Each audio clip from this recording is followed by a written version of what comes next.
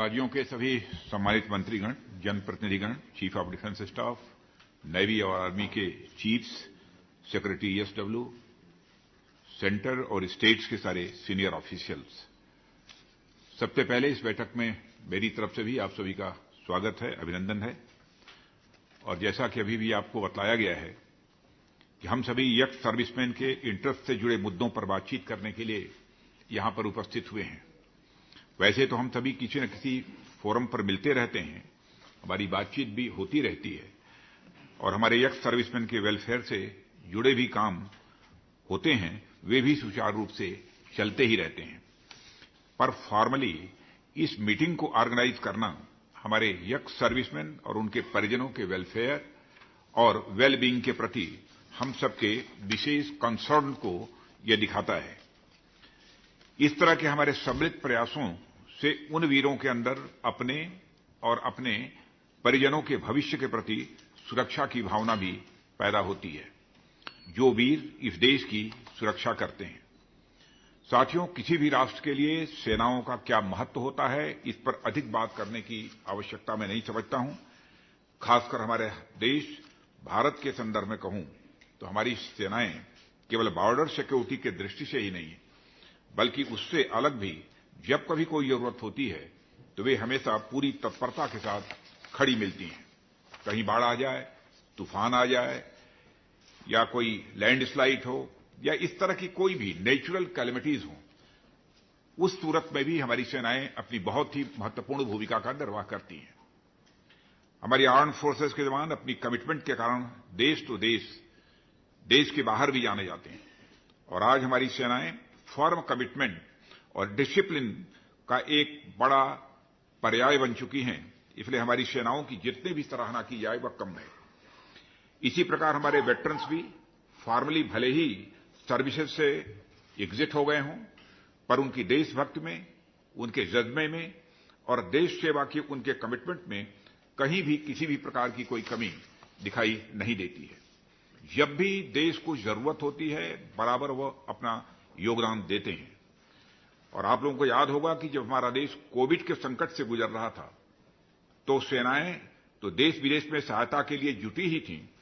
राज्य सैनिक बोर्ड से हमारे वेटरन्स भी बड़ी संख्या में दवाइयों, वेंटिलेटर्स, ऑक्सीजन और अन्य प्रकार की राहत सामग्री के साथ देश के कोने कोने में अपनी बहुत ही महत्वपूर्ण भूमिका का वे निर्वाह कर रहे थे। यह कोई छोटी बात नहीं थी और मुझे बहुत अच्छा लगा था जब मुझे इसके बारे में जानकारी दी गई थी। और इसी तरह के कई ऐसे उदाहरण दिए जा सकते हैं जहां हमारे वेटरन्स राष्ट्र की सेवा में सदैव वह तत्पर दिखाई देते हैं। इन सभी को मैं हमेशा ही नेशनल एसेट के रूप में मानता हूं और देश को अपने एसेट्स पर गर्व है।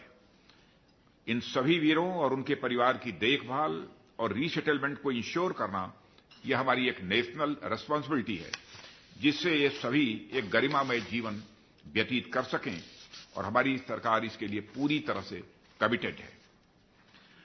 साथियों, हमारे देश में अनेक प्रकार के प्रोफेशनल्स होते हैं। सभी अपने अपने अनुरूप और अपनी क्षमता के अनुसार राष्ट्र की सेवा करते हैं।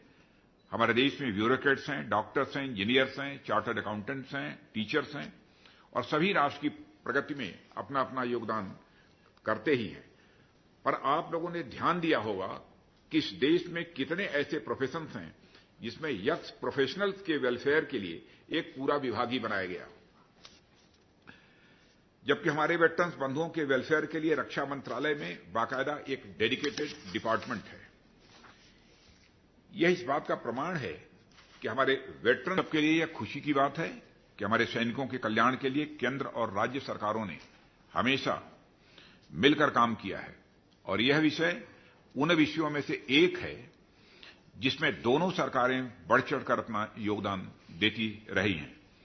कभी भी हमें यह सुनने को नहीं मिला है जब राज्य सरकारें यह कहें कि यह सब्जेक्ट तो सेंट्रल गवर्नमेंट का है और इसलिए सैनिकों के कल्याण का मुद्दा केंद्र का मुद्दा है, अथवा केंद्र बोले कि सभी राज्य अपने अपने सैनिकों के बारे में चिंता करेंगे। यह कोई एक दूसरे को कभी नहीं कहता है। हमेशा से ही दोनों ने सैनिकों के प्रति अपनी जिम्मेदारी बखूबी निभाई है और उनके प्रति अपने कर्तव्य का सुचारू रूप से निर्वहन भी किया है। केंद्रीय सैनिक बोर्ड द्वारा किए जा रहे वेलफेयर वर्क्स कोऑपरेटिव फेडरलिज्म का एक जीता जाता यह उदाहरण है। साथियों, मैं राजनीतिक पार्टियों के बारे में कहना चाहूंगा। सभी राजनीतिक पार्टियां अपनी विचारधारा से ऊपर उठकर हमारी सेनाओं के कल्याण, उनकी सुख सुविधाओं और उनके गरिमामय जीवन जीने के प्रयासों का बराबर समर्थन करती रही हैं। मैं यह नहीं कहता कि सारी राजनीतिक पार्टियां इसमें बहुत महत्वपूर्ण भूमिका का निर्वाह करती हैं, गवर्नमेंट में रहती हैं, निर्वाह भी करती हैं, लेकिन वह इस प्रकार के जो भी इफर्ट्स गवर्नमेंट के द्वारा किए जाते हैं उसकी सभी के द्वारा प्रशंसा की जाती है, उसका समर्थन किया जाता है और ऐसा करना उचित भी है, क्योंकि जब हमारी सेनाएं सीमा पर खड़ी होकर सुरक्षा का कार्य करती हैं तो उस समय वह किसी एक खास राज्य या किसी खास पार्टी या देश के किसी खास समुदाय की सुरक्षा नहीं कर रही होती हैं। और ऐसे में जब हमारे सैनिक सर्विसेज से एग्जिट होकर सोसाइटी में वह वापस आते हैं तो उनका गरिमामय जीवन इंश्योर करना निश्चित रूप से हम सबकी एक ज्वाइंट रिस्पांसिबिलिटी बनती है। साथियों, आप सभी अवगत होंगे कि हमारी सेनाओं को युवा बनाए रखने की आवश्यकता के मद्देनजर हमारे सैनिकों की एक बड़ी संख्या को 35 to 40 ईयर्स की उम्र में ससम्मान सेवा मुक्त कर दिया जाता है। इसका अर्थ यह है कि लगभग 60,000 सैनिक हर साल मौजूदा 34 लाख एक्स सर्विसमैन की संख्या में जुड़ते रहते हैं। प्रतिवर्ष 60,000 एक्स सर्विसमैन के रूप में वो जुड़ते हैं। इसलिए इन पूर्व सैनिकों और उनके परिजनों की देखभाल करना यह हम सबका एक बड़ा दायित्व है। एक्स सर्विसमैन अपने काम में दक्ष होने के साथ साथ ईमानदार और अनुशासन में रहते हुए देश और समाज के लिए वो बराबर कार्य करते हैं। सभी राज्यों में पूर्व सैनिकों के लिए नौकरियों में रिजर्वेशन है, परंतु इनका पूरी तरह से पालन कराना और उसकी मॉनिटरिंग करने की जरूरत है, ऐसा मैं मानता हूं। और हम सभी को पता है कि सरकारी नौकरियों की भी एक अपनी सीमा है, इसलिए हमें इन सैनिकों के रीसेटलमेंट के लिए नई योजनाओं और नौकरियों के लिए दूसरी जगहों पर भी प्रयास करने पड़ते हैं। मुझे यह बताते हुए खुशी होती है कि कुछ राज्यों ने नए इनिशिएटिव्स लेकर एक्स सर्विसमैन के लिए नई नौकरियों का इंतजाम किया है। हालांकि इसमें अभी बहुत कुछ आगे भी करने की जरूरत है। साथियों, राज्यों में सैनिक कल्याण और कल्याणकारी स्कीम्स का संचालन राज्य सैनिक बोर्ड व जिला स्तर पर जिला सैनिक बोर्ड के द्वारा किया जा रहा है। वर्तमान में देश भर में सैनिकों के कल्याण के लिए 34 राज्य सैनिक बोर्ड कार्यालय व 409 जिला सैनिक बोर्ड कार्यालय इस समय कार्यरत हैं। और मुझे यह बताते हुए खुशी हो रही है कि हमारे सामूहिक और निरंतर प्रयासों से केंद्रीय सैनिक बोर्ड इस सभी कल्याणकारी स्कीम्स के अंतर्गत पिछले 3 फाइनेंशियल ईयर में 3.16 लाख बेनिफिशरीज को लगभग 800 करोड़ रुपए की वित्तीय सहायता दी गई है। और गत वित्तीय सहायता वर्ष में 1 लाख लाभार्थियों को लगभग 242 करोड़ रुपए ये वितरित भी किए गए हैं।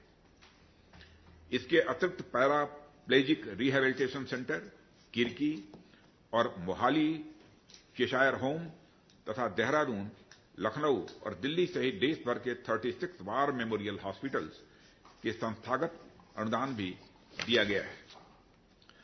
साथियों, पूर्व सैनिकों के लिए हमारी स्वास्थ्य योजना ECHS का तेजी से विस्तार हुआ है और आज पूरे भारत में 30 रीजनल सेंटर और 427 पॉलीक्लिनिक्स हैं और इनसे जुड़े लाभार्थियों की संख्या भी लगभग 55 लाख है। और यह सब इसलिए संभव हो पा रहा है क्योंकि सरकार हमारे सैनिकों के कल्याण के लिए पूरी कमिटमेंट के साथ ये जुटी हुई है।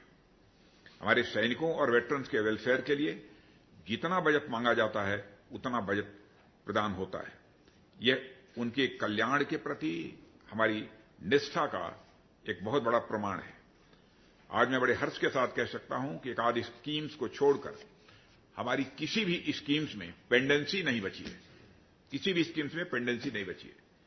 और हमारी पूरी कोशिश है कि स्पेशल आउटरीच अवेयरनेस प्रोग्राम के तहत एक्स सर्विसमैन फ्रेटर्निटी को हमारी स्कीम से जोड़ा जाए और सभी स्कीम्स में अप्लाई करने से लेकर डिस्ट्रीब्यूशन तक की कार्यवाही पूरी तरह से ऑटोमेटेड हो। कारपोरेट, खेल, सिनेमा से जुड़े लोग और आमजन हमारे प्रयास से जुड़े, इसके लिए भी अनेक स्पेशल प्रोग्राम्स किए जा रहे हैं।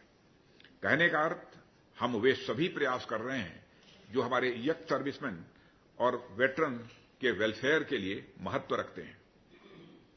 और मैं आज के एजेंडा पॉइंट्स देख रहा था, इनमें लगभग सभी पॉइंट्स हमारे सैनिकों और वेटरन्स की दृष्टि से ही बहुत महत्वपूर्ण हैं और मैं समझता हूं कि इस अवसर पर इससे ज्यादा कुछ कहने की कोई आवश्यकता नहीं है। अब हम लोग यहीं पर एजेंडा के अनुसार अपनी चर्चा प्रारंभ करेंगे। धन्यवाद।